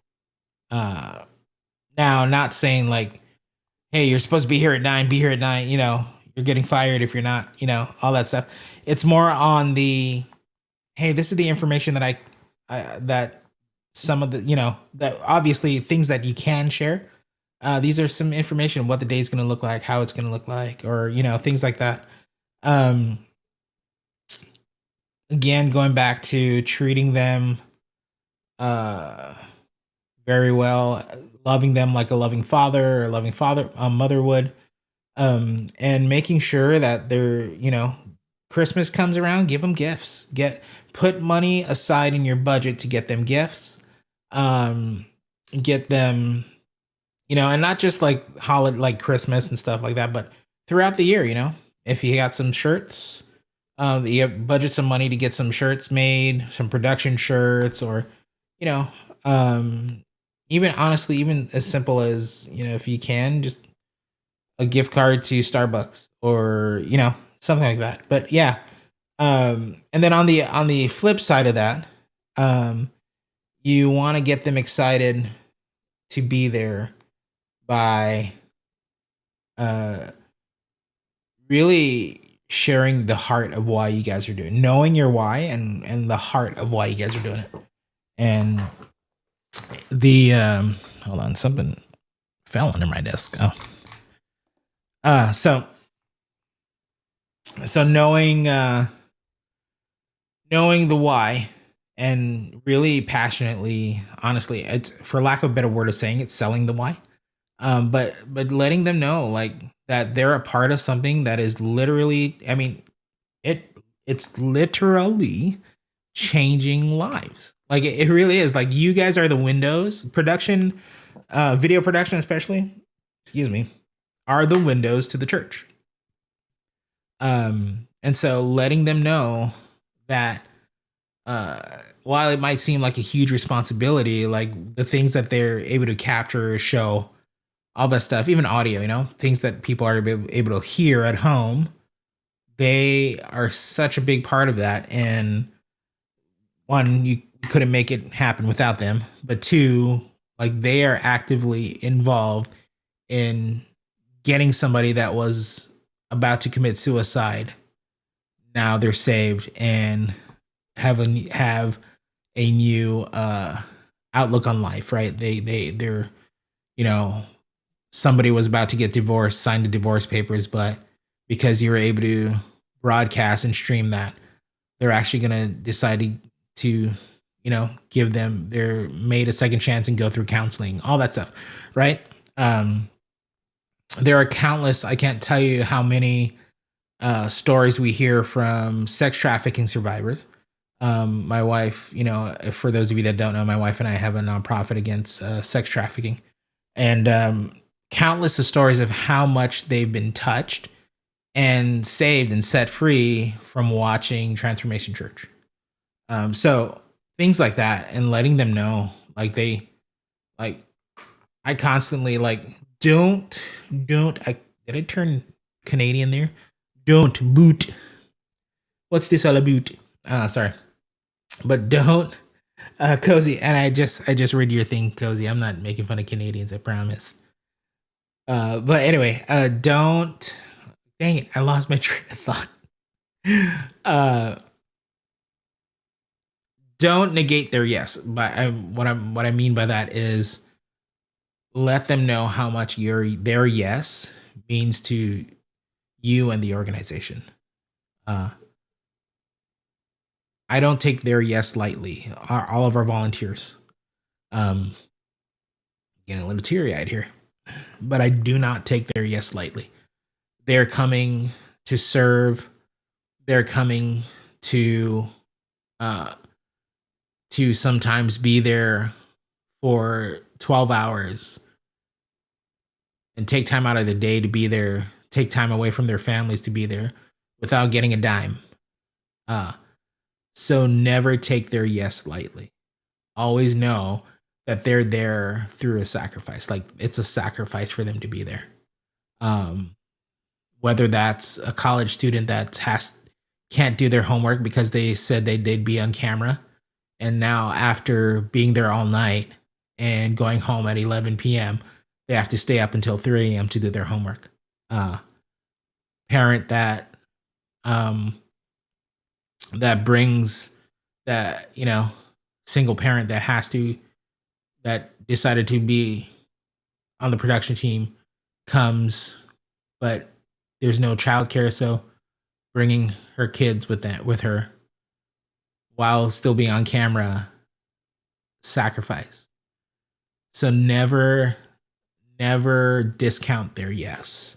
No matter how hard it gets, no matter how much you could easily be like, oh man, I can't believe this person, they're not getting it, or it sounds like they're complaining a lot and all this stuff. And while that may be true and it could be justified of your feelings for that, always remember their yes and always remember that it's a sacrifice for them. Um, yeah, yeah. So, oh man. So Cozy Canada. That's awesome, man. Uh, yeah, volunteers, honestly, it wasn't until I got to transformation that I've had to really work with a ton of volunteers. Uh, and it's definitely a learning process, but at the same time, I've learned to really come at it from a place of, again, setting that standard seems to be the theme of the night for me, at least. Setting that standard, but also loving them in such a way that it's okay to make mistakes. Um, and then also, I mean, obviously, you're dealing with people. Some people might have an attitude and things, and just finding out why. Find out why they have that attitude. Not in a, again, not in a like, man, what's wrong with you? But actually sitting down with them and say, hey, I've noticed that you've complained about this or did this, and you can't be. So here's another thing. You can't be afraid to have the hard conversations with your volunteer because you don't want to lose a volunteer. You're not being a good leader. You're not being um a good I mean, honestly, you're pastoring these volunteers as well. You're not being a good pastor if you're not willing to have the hard conversations where they could end up leaving, because you're doing a disservice for yourself, you're doing a disservice for your team, you're doing a disservice for them. So, if you want to be a good leader, you want to lead your team well, do not be afraid of having difficult conversations to which you could lose that volunteer. I would, if I had an issue with every one of my volunteers and I wasn't the common denominator, if every one of my volunteers had issues except for like a few, and I sat down and talked to them and they all left, I'm okay with that. Like, I would rather have a healthy team that communicates, that actually loves each other. It's just like any family, that actually loves each other, that actually communicates well, that actually isn't afraid to have the hard conversations. I would rather have that.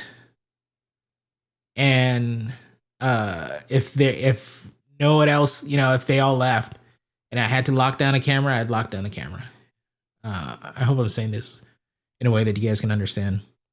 Uh, I'm not out to build a great production team. I'm not out to build a great video production team. I am out to build a family.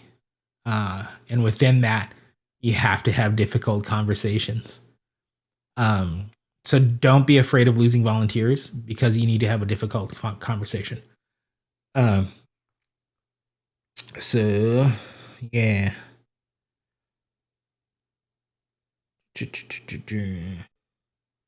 Do it in compassion though. Do it in love. I know a lot of times you can always be be at that place where you're just like, man, I can't take it. I've talked to this person over and over and over, you know? But do it in compassion, do it in love. You know, um church church hurt is real, but it's also I remember somebody telling me, you know, who hurt you? Did the church hurt you or did the person hurt you? A person at the church hurt me. Okay, it's not the church. It's the person at the church. So obviously come at it with compassion. And if you don't know how to do that, there's a great podcast from my friend Laura Duncan, Triggered and True. It's a really great podcast. And then there's a she also has a like an e-course thing called the Compassion Method, which has, I mean, it's phenomenal. Um, but it just shows you how to have compassion for yourself first of all, and how to have compassion for others. Awesome, awesome, awesome. Uh, Favorite video router, video hub, Kumo router. Oh man, the Kumo router was actually really good. We actually have a Kumo, 64 by 64. It's only 3G because we could not, in the time that we needed it. The I think it's the 6G or whatever, the 12G. So the 4K version wasn't of. It would have been. It was like back ordered in production or whatever. So I the ease of use of the web GUI for the Kumo is cool. Um, I can't wait to play with the was the Ultrix. Once we got that in there, but I mean, for ease of use for most people, man, I'm telling you, it's always going to be the love hate relationship with Blackmagic. But yeah, ease of use. Yeah, so that's one of my favorite ones. So, let me see. Healthy Team Family, we are broadcasting once Saturday and once Sunday. Biggest concern is over asking for people's time. Ah, yeah. So that's a big one. I actually was chatting with someone a couple of days ago, actually, and it's hard. It's a hard thing to balance. A fine line. So, what by that I mean, sorry, I've been sitting here too long, and cable for my in ears are starting to hurt my back. So it's a fine line to balance, uh, because we don't want to take up people's time, right? We don't want to, in essence, waste their time. Um, but for me, I go back to when I was volunteering. I wanted so badly to be a part of anything that I could be a part of at the church. So I would volunteer as long as I was able to, right, for the day or whatever. Um, so definitely listen to them, and they have the freedom to say no. Um, but you don't need to say no for them. So, uh, yeah.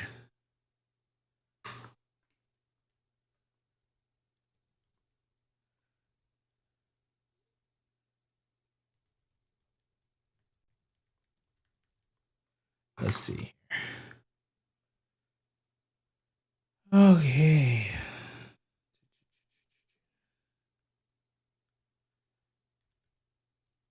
Uh, awesome. Let me see here. Um, just checking Instagram questions now.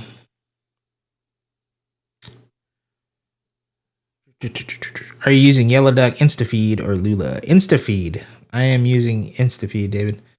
I found it's one of the only ones that I've found. Yellow Duck used to allow you to save your streams, your Instagram feeds, streams, but I don't know what happened, and it doesn't allow you to do that anymore. InstaFeed, I only know about them because we use that for streaming our TC pre and show to the Instagrams from InstaFeed. So Lula, I did look into Lula. Um, it seems interesting. I still don't know how well they. I just haven't done it. So, but I don't know how well they'll bring in the questions. That's what I'm or the chat. I should probably try it one of these days. Let's see here. Are you gonna bring back the live stream critiques? Oh yeah, my little service breakdowns. Actually, yeah, I might actually do that next week. Might make this a weekly thing. I think. I've been having a lot of fun answering these questions.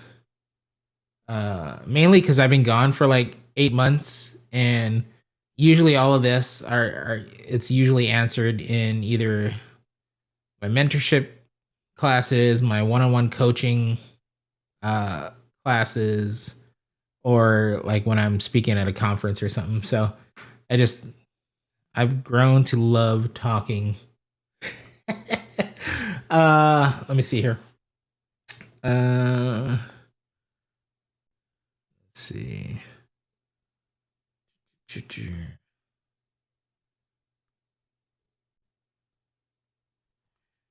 Let me see. Hold on here.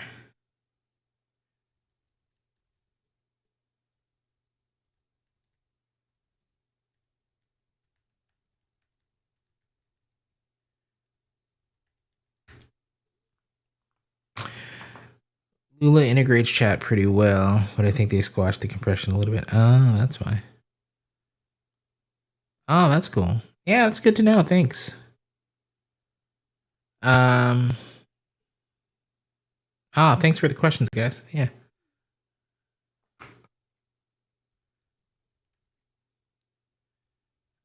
Hold on, just a second. Let me just respond to this text here.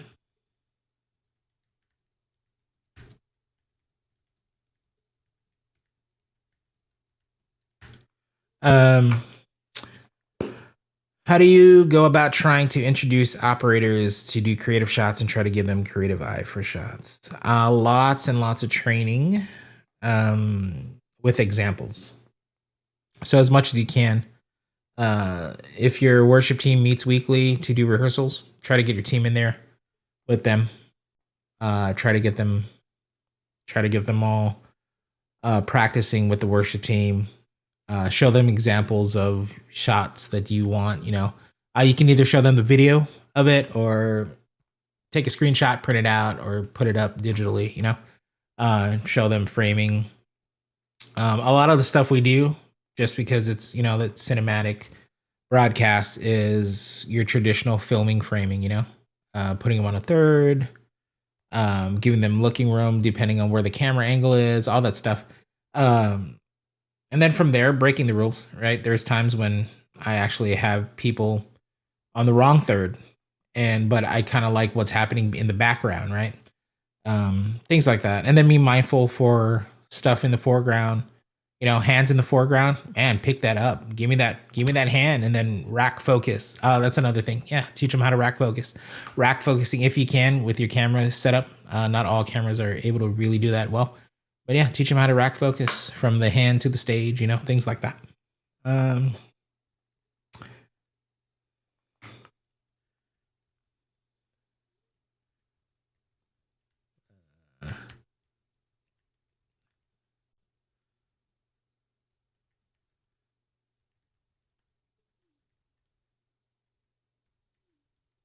That's cool. How do you pick how we can submit videos for service breakdowns? You start doing them again.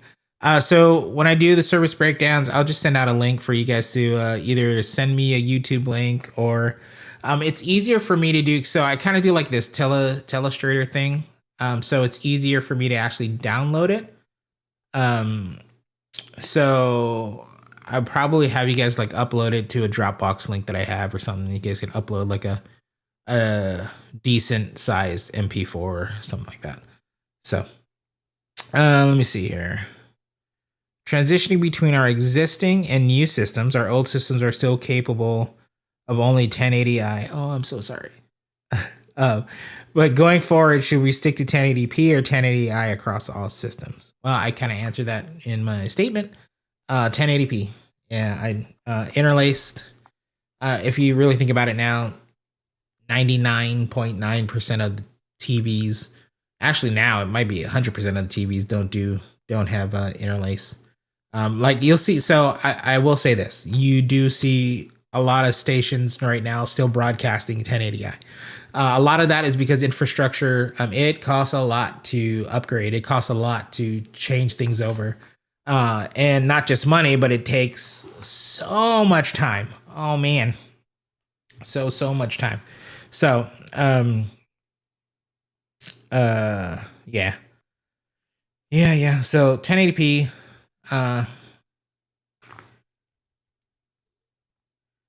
Yeah. Okay.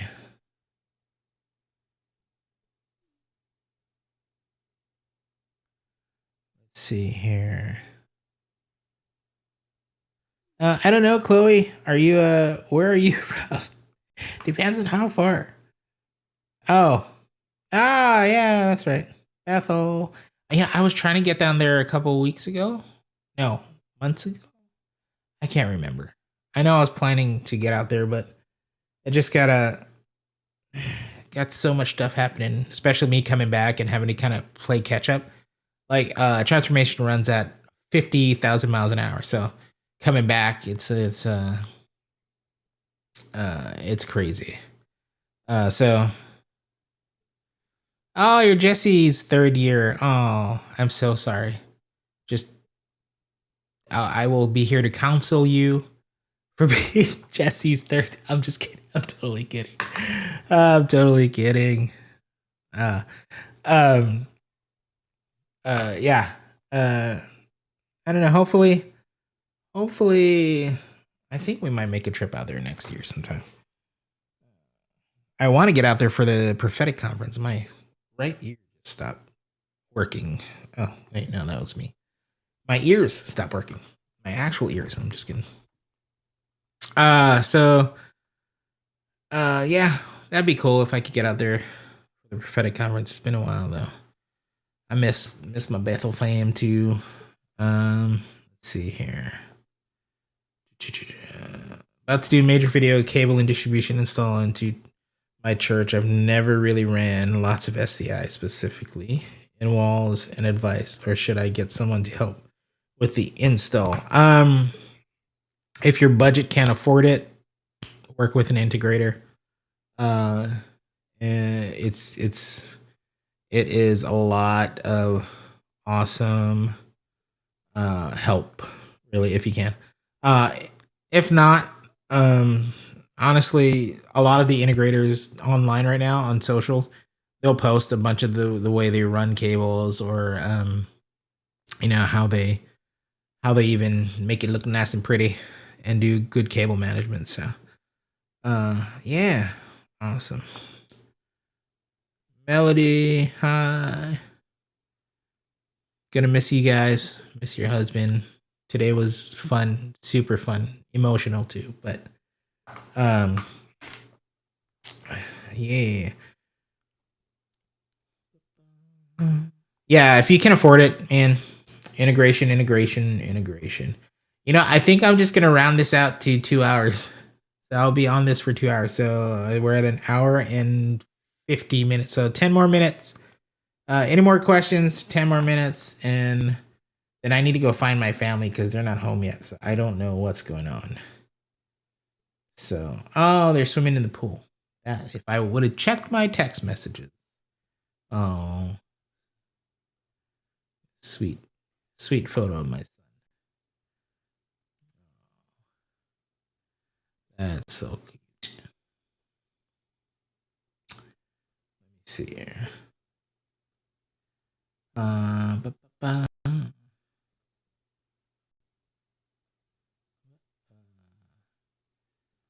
Look at this. Look at this. Oh, look at that. Look at that cutie. Oh, miss my boy. How do I? Oh, there you go. Boom. Boom.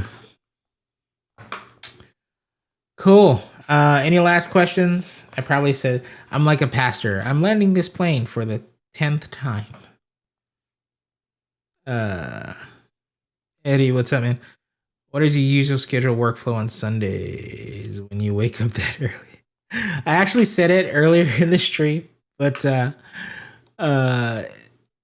working out has become like my me time, my worship time, my prayer time. So on Sundays, especially because the call time is 6 a.m., I get up at 3 a.m. and go to the gym at 4. My gym's like 15, 16 minutes away. But I get there at 4 o'clock when it opens, and I'll work out for about 90 minutes. So an hour of your traditional cardio strength workout, and then, well, 70 minutes, I should say. And then 20 minutes in the sauna. So I try to do the sauna like almost every day that I'm there. Just helps me. It's that for me has become crazy too, because that's like silent time. Like I don't bring any device in with me or anything. And for 20 minutes, pretty much sit in silence with my thoughts and prayers and just listening from the Lord. But yeah, so that's my Sunday. And then Sundays, it all depends on how, like today message was so fire that went fairly long, but usually home by 2:30, 3 o'clock. So yeah. Oh, thanks. Pete, what's up, man? Long time no see. I miss our chats, my friend. We gotta get together soon. People are looking at this like, man, this guy's been on here for 2 hours. Should I play video games? What is that? Twitch? Is that what that is? See, I'm my age, guys. I'm 41 years old, and Twitch, that's the streaming platform, right? People, video games. Oh man, yeah. Sweet Pete on Instagram. If you guys don't follow him, follow him. If you guys follow Philo, you'll see his amazing videos of encouragement. I know it blesses my heart all the time. So, go and bless him by your words of encouragement to him. So it's great. Thanks, Sweet Pete. I like saying Sweet Pete. Oh, my wife's on. Levi said hi, Daddy. Oh, hi, son. I miss you.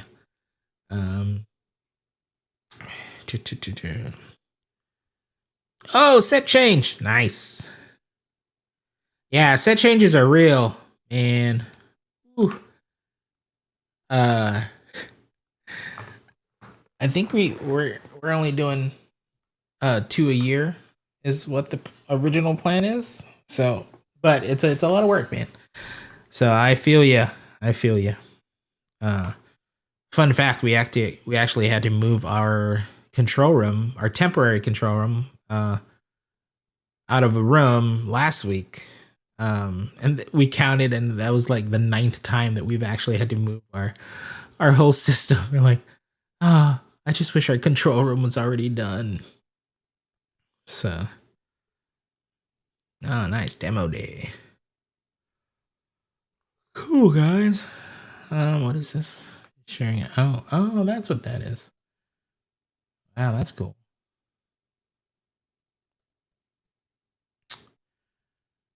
Right. Man, Instagram audience is holding strong. I got Facebook, 2 people watching Facebook. That's cool.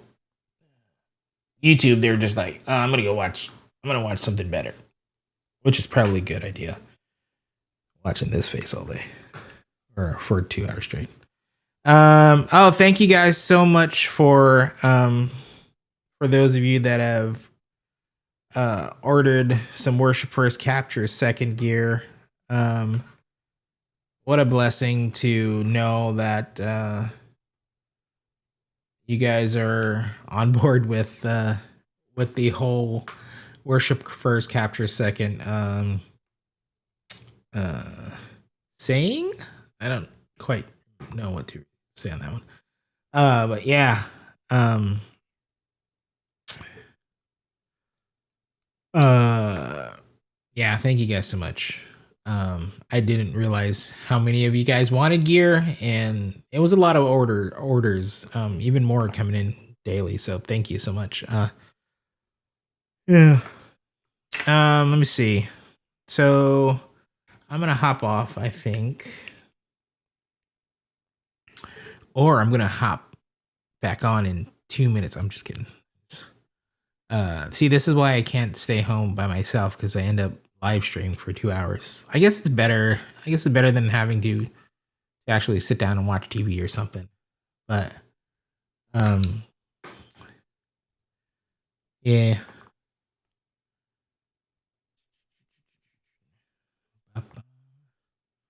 Or if you watch Pastor Mike's message, it's better than pacifying myself with watching things I shouldn't watch or eating because I'm tired. When I get tired, I get hungry. I think most of us do, right? Um, oh, my family's gonna be home soon. Yay! So yeah. Awesome guys. Let me see. What? How do I? I don't know. I don't know. What am I doing with my life? Does this come up here? No, it doesn't. How does this even? How does this work?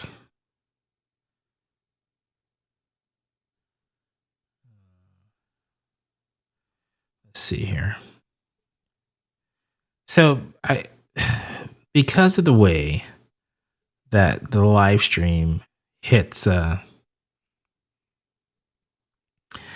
NR Wilson 13. Yeah, yeah, it was amazing. Like, I don't take it lightly that I'm a part of an amazing church that isn't afraid, an amazing pastor that have an amazing I have an amazing pastor that's not afraid to hit on the hard subjects and talk about the hard topics, and not afraid, honestly, not afraid of losing congregation, not afraid of losing people watching, but knowing that, hey, God gave me this word and I'm going to share it, and you know, the Lord's going to do His will with it. So, but yeah, today's message was powerful. Like, yeah, yeah, yeah, yeah. Let me see here. What's this? Hit the wrong button. So yeah, with InstaFeed, the question or comments come in like super slow, and then it stops after a while. So I don't know if it's just something I'm doing that's wrong, or I'm actually stream. What? Oh, I wonder if I could do that. That might work better. I don't know. Uh, so the comments are actually super slow on InstaFeed. So I actually log into, excuse me, another account so I can pull up my live stream because I like watching myself. I'm just kidding. Just so I can see the questions come in like in almost real time. Because there's still a delay on it.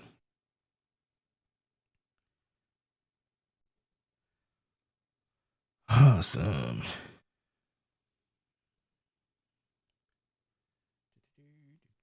Thanks, Chris. All right. What's up, everybody? Been on here for a while, but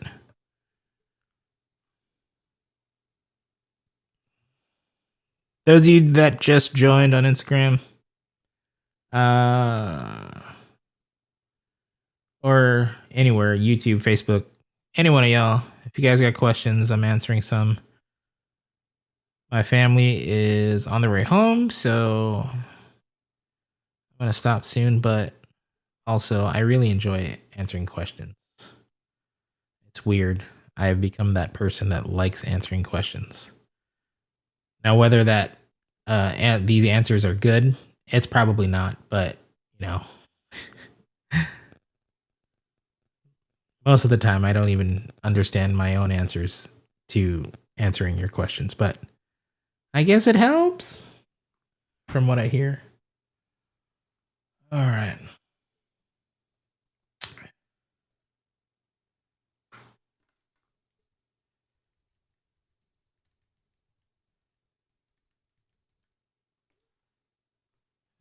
Okay. Hi, what's up, man? Let me see here. How does this? Oh, I could do that. There you go. All right. Well, I'm just chilling for a little bit more. If anybody has questions, just ask. But I'm just gonna play around with because I can kind of only do this while I'm live. I think I haven't really. What's this?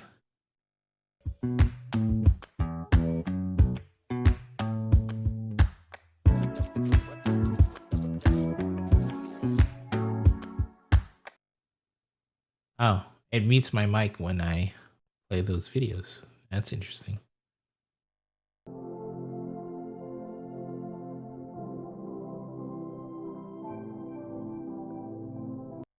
Wow, that's fancy. Man, my wife, at least I don't have a French accent. Oh, I got a French accent now. Wait, that doesn't even sound French. I'm sorry, babe. I'm sorry. Overlays? What's overlays? Oh, that's like a. Well, I guess it doesn't really. These doesn't really work in. Oh, that kind of works. I was gonna say it doesn't work while I'm in like a 60 or 9:16 mode.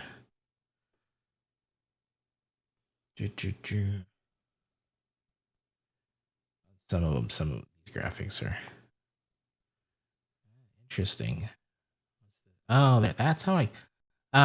Look at that! I figured out how I got that animated background, guys. Apparently, I must have clicked on it a while back. Ah, that's cool. So fancy. So, DJ, what's up, my friend? Go back to this one. I like this one. Yeah. Oh. So, I wonder if I uploaded that.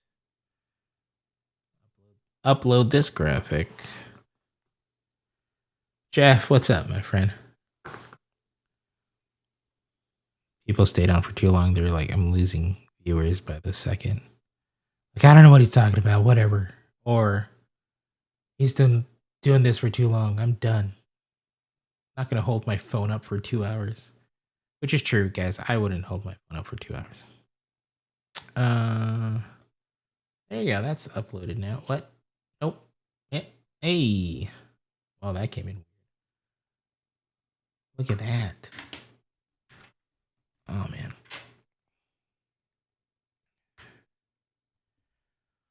All right. Well, cool, everybody. You can go back and watch this when you have time that permits. I'm gonna leave it up on Facebook, YouTube, and Instagram. It is 2 hours, but I know that there was a lot of questions that I answered. So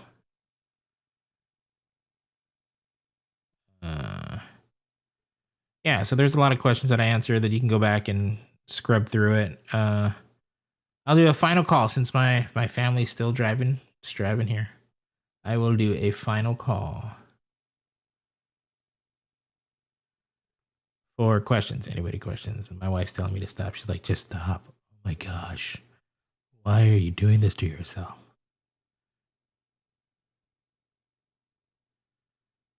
All right. Okay, everybody. Now if I can just figure out how to end all of these streams at the same time. There's an end stream button, but it's not letting me end the stream. It's the Lord. The Lord says to stream. I'm going to stream for the next 24 hours. I am going to be live streaming and answer. I'm just kidding. Totally kidding. Yeah, it's really not letting me end the stream. I wonder if I can. What is happening? Did my computer just crash?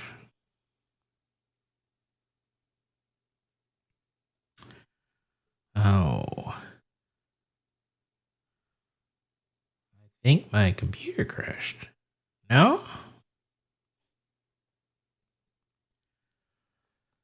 Okay. Oh, there you go. Oh, wow. That's weird. May have to do a system checkup on my Mac.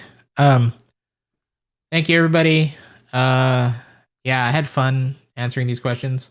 I know it goes a little long. Most of my answers are fairly long. That's why. And I know a lot of it is kind of repetitive too, because people ask the same questions. But I think it's always a good reminder of, you know, especially with people that just join and stuff like that. But yeah, thanks for watching. Thanks you guys also for just all your support. It means a lot to me and my family. And even like the prayers, all that stuff that happened when I was sick and things like that. Um, but thank you. Be on the lookout. I think this week I will. It's the week. Let's see, Sunday, November 27th. So by December 2nd, 3rd, I'll have a link out to my mentorship for any of you guys that want to be a part of my mentorship. It's going to be 8 weeks. And this is 8 weeks. Every week I am with you. I am breaking down your service. I am giving you tips and tricks and so-called insider secrets to the mind of Chad Vegas and how you can go about creating a healthy culture with your team, how to create a healthy culture with yourself and your family, and how to honestly worship first and capture second, and then obviously we'll touch on some tech stuff as we do the live breakdowns of your service. And yeah, so you get to be with me for 8 weeks, and I take you through all of that stuff. I will be launching also one-on-one coaching calls. So for those of you that can't be with me for 8 weeks, and you just want to do a quick little hour to 90-minute call, I'll be launching that too shortly. This way it kind of it's a quick, simpler version. It's basically I'll break down your service for you and answer any questions you guys may have that I normally wouldn't be able to answer in a live stream like this. So thank you guys so much. I appreciate all you guys. Again, your support, even with the Worship First Capture Second gear. All those orders, thank you guys. You guys should have, a lot of them should have been fulfilled already. If not, it's coming, promise. So thank you guys. All right, love y'all.